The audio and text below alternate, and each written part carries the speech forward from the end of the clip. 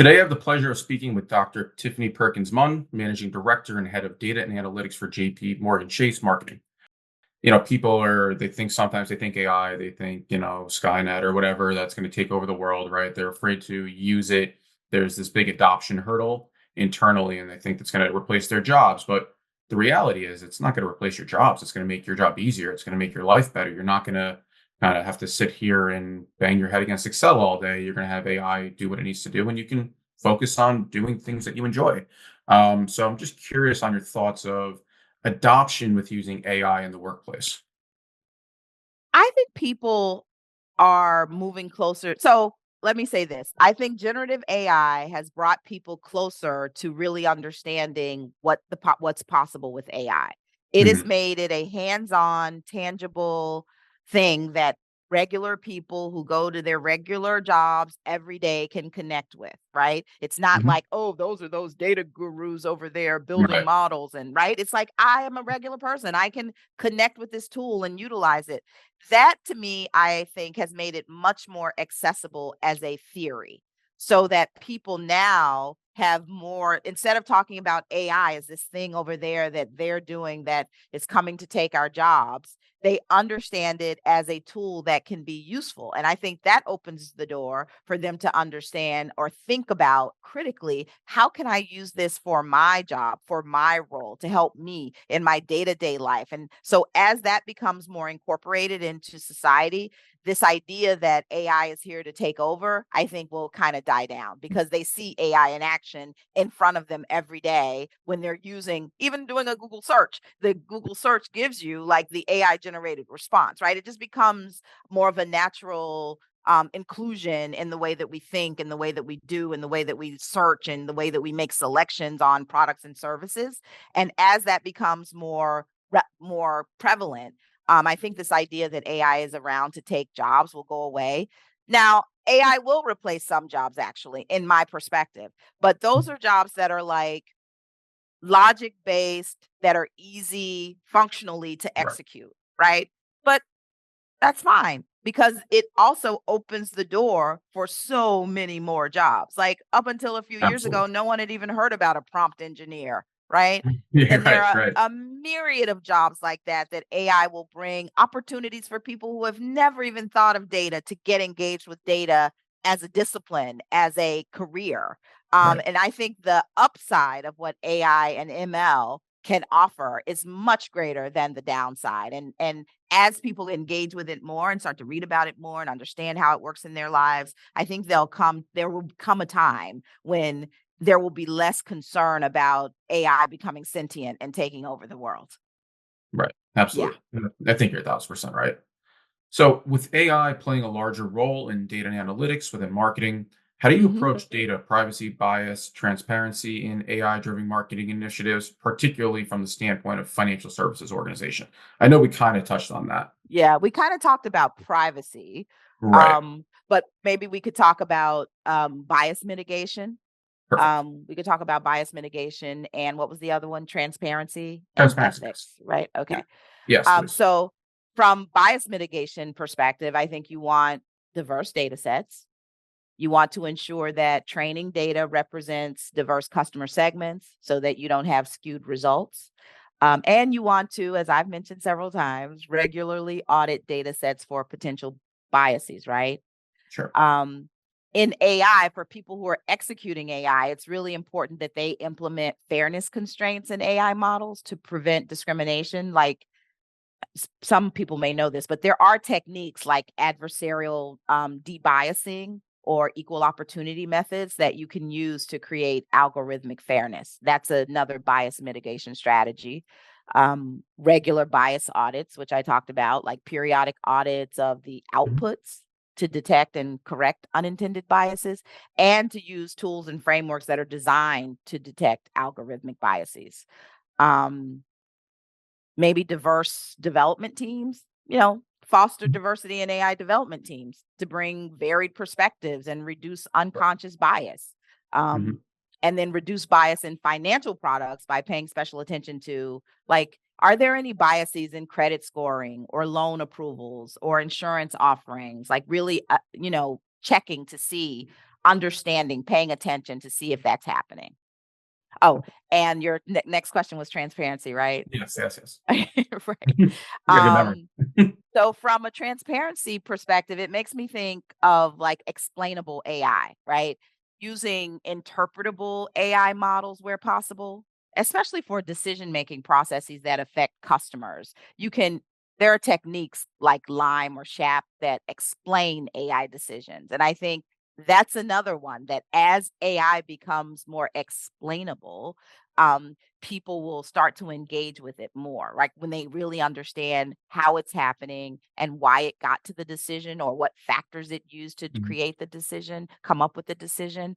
So in that case, clear communication is key, informing customers when they're interacting with AI systems. Like, Google says this is an AI generated response, or providing like clear and jargon free explanations of how AI is used in marketing initiatives. It's all about communication with consumers to help them understand, being explainable, communicating, documenting. So, model documentation, detailed documentation of your models. What is their purpose? What's the data source? What are potential limitations? Um, I think sometimes people create what we like to call black boxes, and the problem with a black box is that it's not auditable, right? So you want an AI system that's really auditable. Like and you want to ensure that the system is designed to be auditable by internal teams and external regulators so that there's a level of credibility to the system that you're building. And then obviously everything comes back to customer control. You want customers, you want to have that partnership, you want them to have control of their data, you want them to understand how it's used in AI systems. You want to offer them options to view it, to correct it, to delete personal data. Like you can use this, but you can't use that, right? Used in AI models. So I think those are some ways to mitigate bias. I think the black box point is really interesting because again, that's something we come across a lot. And again, Yep. to your point, you're going to have auditors, you're going to have regulators, and if you're trusting these models to do something, you want to be able to go back and know what they Yeah. did, what they looked Yes. at. I think time, most companies don't think about that, but I think that's critical, right? This is Yeah. transparency as it relates to to your point, what are they doing with this data? How did they get it? Where did it come from? Where is it Right. going? That's huge, and it builds to that comfort level. So I think that's Yeah. really interesting for a lot of firms. And I know the black box creates a conundrum, right? Because that's everyone's secret sauce. Right. That is the way that they differentiate themselves from other competitors, right? The way that Mhm. they offer a unique product. However, it is important that as we are building sort of governance practices around how we will engage with AI going forward, I think there are some processes that have not yet been created, but this process of how a company with a black box solution can still create something that is auditable, and something that is able to be shared to some extent with customers so they understand. Like that process, I don't think really exists now, but it is something that needs to be considered and incorporated as we move into a more sort of AI present environment. Yeah, it's a good point, right? Because then it's like, maybe years ago, the secret sauce was it's, great customer service or, writing in letters or something like that, right? Right. And now we're kind of automating all this, right? And so to your point, you still want to play that close to the chest. Those are your cards. Yeah. But you also want to have that trust with the consumer of where this is coming. It's coming from a good place, not a bad place. Yes. And I think you're right. I don't know that process has been defined yet. And it's funny too, because the AI technology is very advanced, but we're just kind of at the tip of where this is all going, right? Yes. It's funny. I think a lot of people have this conception that the technology is 10 years ahead of where it actually is, and all this stuff Oh, is fleshed out. And the yeah. reality is we're just starting. We are learning as we're going, which is why that concept that you and I discussed about doing small pilots Right. to really understand what's happening, to get in the detail, in the minutia, to Mhm. understand the nuances is very important. Yeah, it's very important. Again, Yeah. we're just so early. And that's also where I think we talked about trust and transparency and things like that. I think there is I saw Oprah did some special the other night about, with Sam Altman and all these people. But the reality is most of the public, this is so new, right? They're not in this Yes. every day like we are. It's So so new. And if they're I try only to interested now because of Gen AI. Exactly. Great, by the way, because Right. we've been doing AI and ML for years, right? Yeah, But right. There's PhDs and this stuff, right?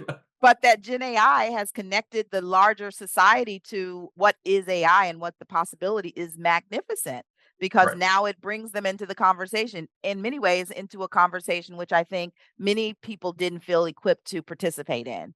But as a user of a tool, you have all the authority to participate in that discussion, right? So I think that's very, very important to sort of the future of where we go with AI, how we engage with the consumer and the public, and even how we set up sort of that partnership with the right, sort of compliance and regulatory practices in place.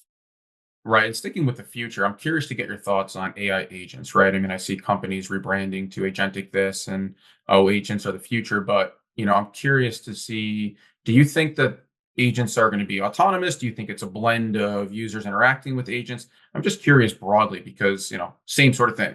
I think companies like to pretend that they're Yeah, a lot further than they are when it comes to yeah, agents. yeah, And say, oh, we're here. Well, it's like, well, if we look under the hood, maybe you're not quite there. So I'm just kind of curious on your thoughts and insights yeah. on agents and where you think that all goes.